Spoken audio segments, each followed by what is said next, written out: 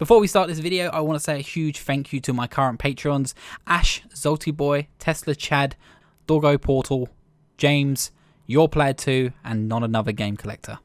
If you want to get your name called out, and of course if you want to join the Patreon team to support this channel, it's entirely up to you. There is a link down below, and if not, I just hope you enjoy this video. The heroes of our stories are meant to be strong. They're meant to save the day and get the girl, and our heroes are never meant to fail, and well, that's why they call them the heroes. In so many stories from comics, movies and games, we always idolise the perfect hero, never messing up a plan and always landing on their feet. That's what makes the likes of the Man of Steel Superman so iconic, or even Ezio Auditore's inspiring charm and lack of ability to stand down against the enemy. These forms of heroes for the most part can't do any wrong in the eyes of those who love them. But sometimes that's not what I'm looking for in my heroes. This week I want to take a look at a formula that has spanned so many years and in faraway galaxies. From tomb raiding adventurers all the way to the Jedis of space, there's this often uncharted formula that comes with so many icons in gaming.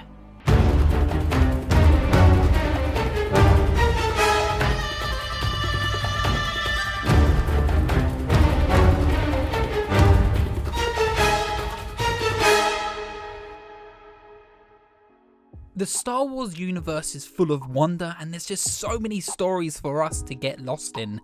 Now I know exactly what you're thinking, and yes, we're talking about Star Wars again. I know, not long after I just got away from the universe recently, but I think there is so much here worth talking about when it comes to Star Wars that many take for granted in this universe, after recently it has been a bit more than rough in the movie side of things for loving fans. But I still think the universe of Star Wars is so important and is totally worth talking about, because people often forget that magic that this galaxy has to offer. Anyway, Star Wars is full of wonder. In every planet and every far reaches of the galaxy, there is so much to explore. Star Wars can be romantic with its characters, but also tragic in its deception.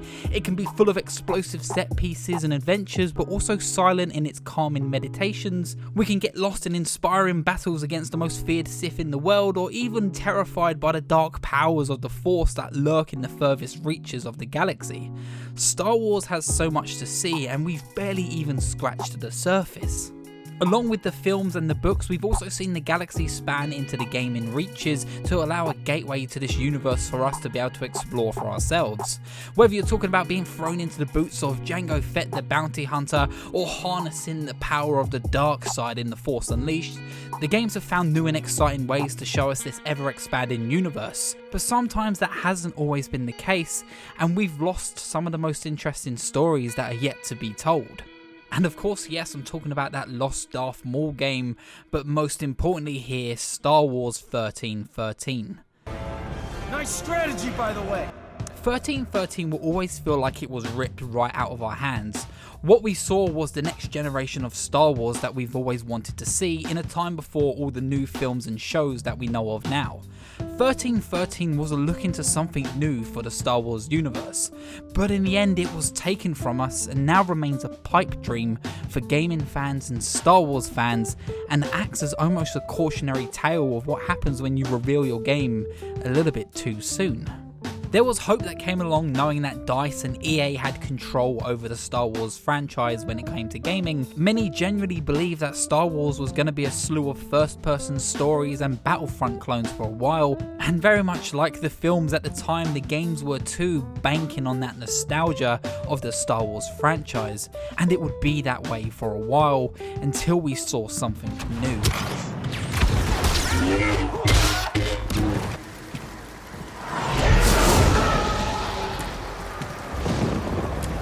Enter Jedi Fallen Order, a new AAA single-player Star Wars game experience, and for many, including myself, filling that hole which 1313 was ripped from.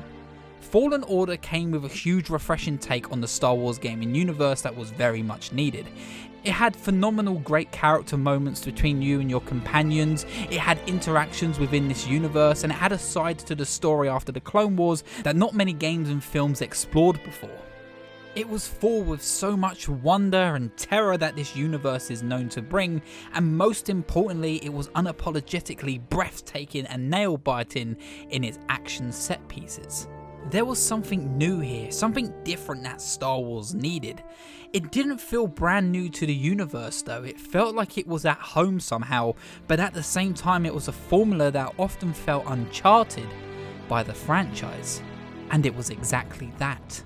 The set pieces, the high-end action sequences were all inspired and brought to life thanks to the incredible success of Naughty Dog's Uncharted franchise.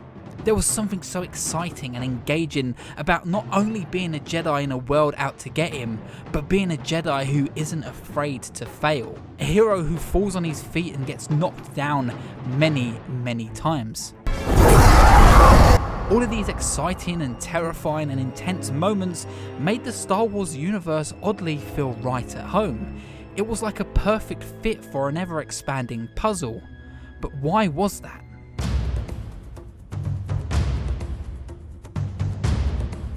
In 2007, the world was introduced to one of the most iconic and loved gaming characters in recent years, Nathan Drake.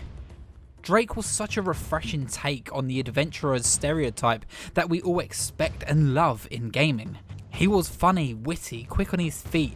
The cast around him and his friends, the dialogue, it bounced off each other so perfectly and felt so natural. But most importantly, he felt just like you. Of course, despite being heavily inspired by Lara Croft, Drake introduced something that Lara didn't have, and that was the ability to be flawed.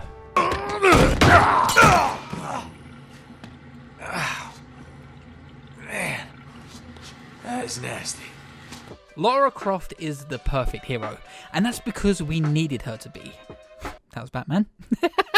She was a strong, independent woman. She didn't need any man. She acted like she knew exactly what she was doing, and she knew exactly where she was going. But Drake, on the other hand?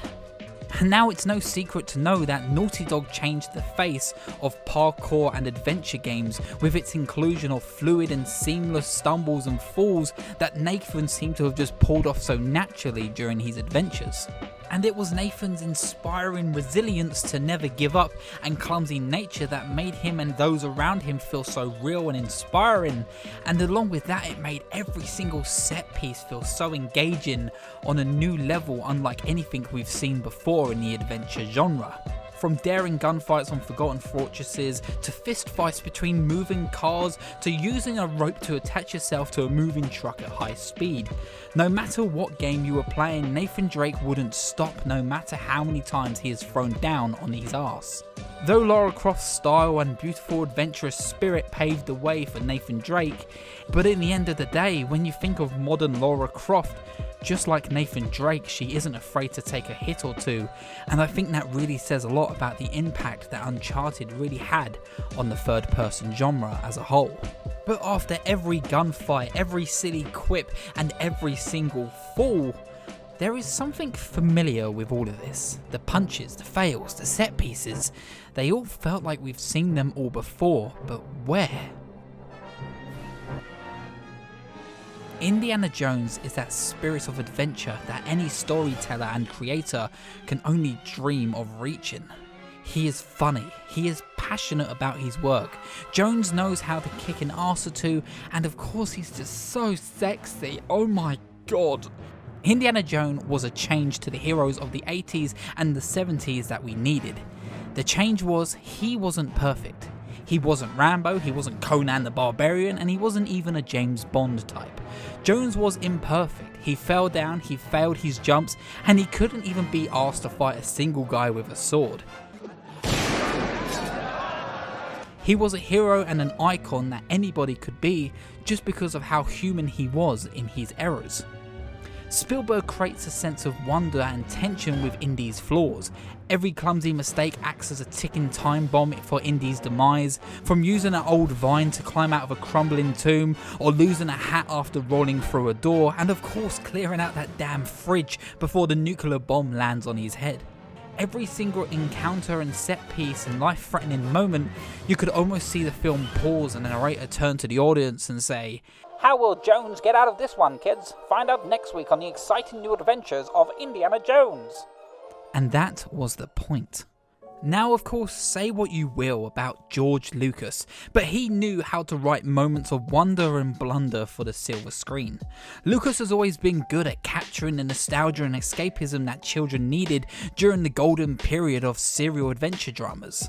If you've ever seen the Adam West Batman show and you've seen the cliffhanger, you know exactly what to expect and what it feels like to see one of these exaggerated and over-the-top endings which ask you to come back for the next day to continue the episode. Till tomorrow, same time, same channel.